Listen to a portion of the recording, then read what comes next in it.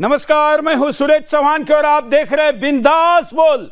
और ये 2000वां एपिसोड है बिंदास बोल का।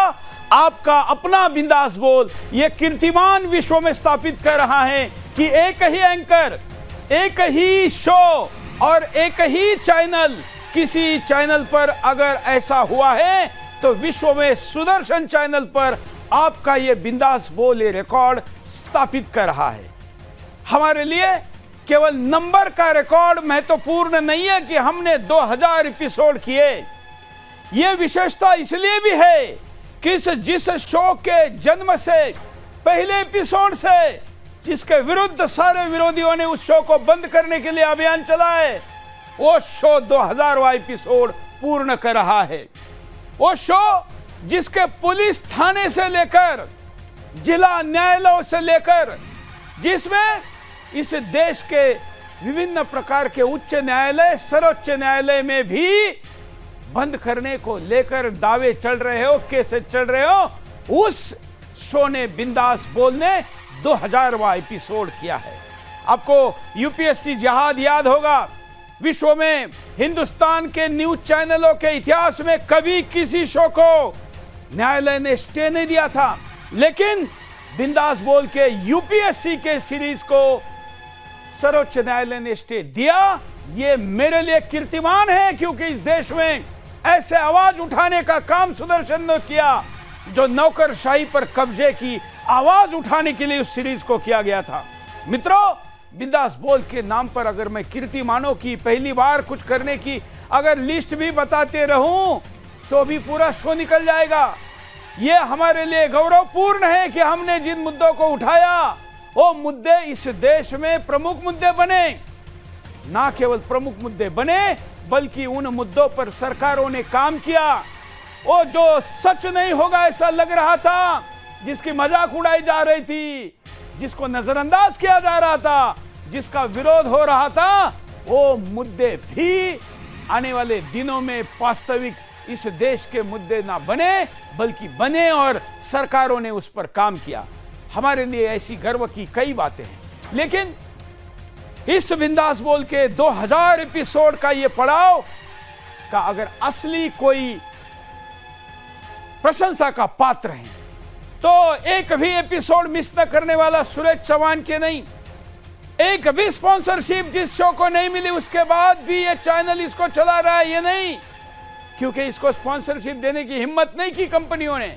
किसी ने की तो उसके बहिष्कार के अभियान चलाए गए विरोधियों द्वारा।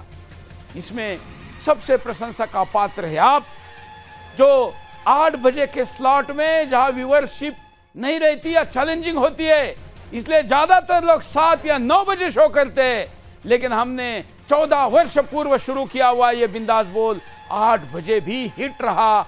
इसका कोई प्रत्युत्तर कोई दूसरा चैनल नहीं दे पाया, और उससे भी बड़ी बात, इस देशवासियों ने इसको लगातार देखा। मुझे ऐसे भी दर्शक मिले जिन्होंने पिछले 14 वर्षों से एपिसोड को देखा है। और बिंदास बोल को कहा जाता है कि एक एपिसोड देख लिया तो उसके बाद वो आदमी कभी भी हमसे टूटता नहीं है। और इसलिए हिंदुस्तान में हिंदी भाषी चैनल होते हुए भी घोर हिंदू भाषी जहां पर बोला नहीं जाता बल्कि विरोध होता है, वहां पर भी बिंदास बोल के दर्शक हमको मिलते हैं। और इसलिए आज का यह ऐतिहासिक बिंदास बोल मैं आपके सामने प्रस्तुत करने जा रहा हूं, जिसमें आज हम आपके सामने पहला दिखाएंगे कि हमने जिन मुद्दों को उठाया, हमने जिन मुद्दों को सबसे पहले उठाया, वही मुद्दे जिनका समाधान हुआ, समाधान से, क्योंकि हमारा काम है समस्या नहीं उठाते, केवल समाधान देते हैं। और इसलिए हमने उठाया और उसका समाधान हुआ। ऐसे विषय देखिए, उन मुद्दों को कीमत चुकानी पड़े चुकाएंगे, जिससे भी टकराना पड़े टकराएंगे, लेकिन किसी भी जिहादी को देश के विरुद्ध कुछ करने नहीं देंगे।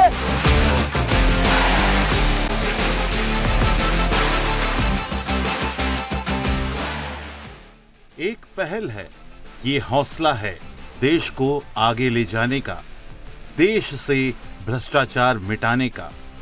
ये प्रतिज्ञा है समाज को जगाने की, देश को नंबर 1 बनाने की।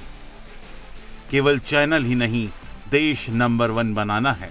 इसी सोच और प्रतिज्ञा को पूरा करने का जज्बा लेकर शुरू हुए सफर में बिंदास बोल 2000वां एपिसोड पूरा कर चुका है। इस दौरान हमने जिन विषयों को उठाया उसका समाधान भी हुआ और उसका एक बड़ा और व्यापक स्तर पर असर भी दिखा। जब टीवी न्यूज चैनलों पर अंधश्रद्धा को दिखाने की होड़ लगी थी, तब हमने 26 दिसंबर 2009 को एक शो किया कि क्या टीवी पर अंधश्रद्धा को बढ़ावा दिया जा रहा है। इस पर देश का एक बड़ा वर्ग इससे सहमत हुआ और धीरे धीरे ये विषय टीवी से खत्म हो गया।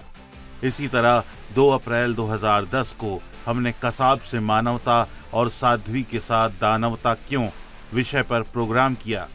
आखिरकार साध्वी प्रज्ञा सिंह ठाकुर बाइज्जत बरी हुई।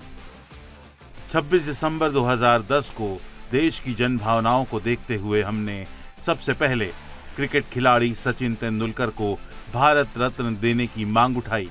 आखिरकार सचिन तेंदुलकर को भारत रत्न दिया गया।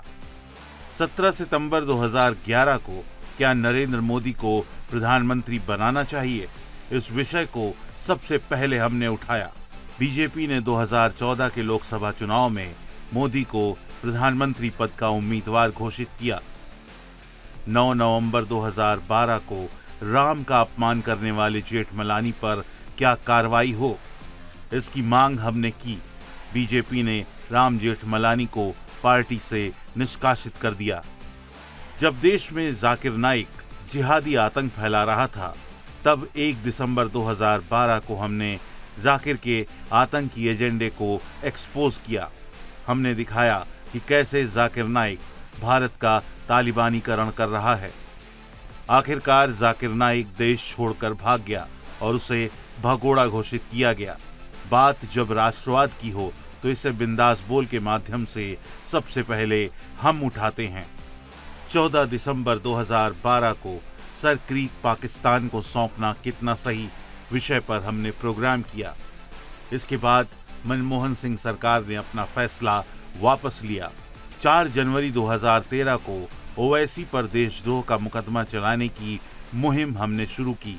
जन भावनाओं को देखते हुए सुदर्शन की वजह से ही ओवैसी के खिलाफ देशद्रोह का मुकदमा दर्ज हुआ। 3 फरवरी 2013 को कश्मीरी अलगाववादियों को Z+ सुरक्षा मिलने का मुद्दा जब हमने उठाया तो केंद्र सरकार ने 2014 में ये सुरक्षा वापस ले ली। तो वहीं 24 फरवरी 2013 को राम सेतु तोड़ने की साजिश को भी हमने बेनकाब किया। साजिश असफल हुई और केंद्र सरकार ने एफिडेविट देकर फैसला वापस लिया। 5 अप्रैल 2013 को सभी नदियों को जोड़ने वाली योजना को हमने देश के सामने रखा। सरकार ने इस पर पहल किया और नदी जोड़ो अभियान की शुरुआत हुई। अंग्रेजी जंजीरों में जकड़ी अदालती कार्रवाई को अपनी भाषा में शुरू करने की मुहिम 14 जून 2013 को शुरू हुई। इसका कई राज्यों ने स्वागत किया और कुछ राज्यों में क्षेत्रीय भाषाओं में इसकी शुरुआत की गई है। 16 अगस्त 2014 को बेटियों को बचाने के लिए बेटों को संस्कारित करने की बात हमने कही। सरकार ने बेटी बचाओ बेटी पढ़ाओ अभियान शुरू किया। हिंदू आस्था का सबसे बड़ा विषय राम मंदिर को लेकर 4 जनवरी 2019 को प्रभु श्री राम के लिए तारीख पर तारीख मिलने की अदालती प्रक्रियाओं को हमने उठाया, जिसके बाद हिंदू समाज ने इसे गंभीरता से लिया और सरकार ने भी तत्परता दिखाई, जिसका परिणाम ये हुआ कि राम मंदिर की नियमित सुनवाई शुरू हुई और राम मंदिर पर हिंदुओं के पक्ष में फैसला आया। ऐसे अनगिनत मुद्दे हैं जिन्हें हमने उठाया और उसका असर भी दिखा।